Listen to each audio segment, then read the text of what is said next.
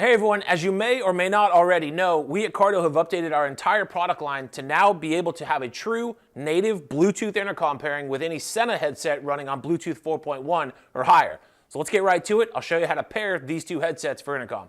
Okay, here we have the PackTalk Edge and the Sena 50S. Let's go ahead and turn on the PackTalk. And we'll turn on the 50S. Now, the PackTalk is in DMC intercom mode. We want to be in Bluetooth intercom mode. Bluetooth intercom mode. Perfect, and then we just go to normal intercom pairing. Pairing initiated. We'll do the same exact thing on the 50S, normal intercom pairing. Rider A pairing. Intercom pairing. Now, this could take up to 2 minutes.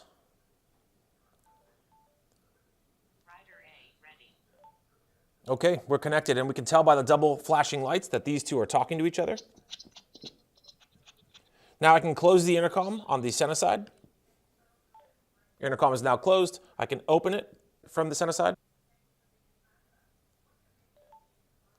Intercom is now open. Can close it on the Cardo side. And of course can initiate the intercom on the Cardo side as well.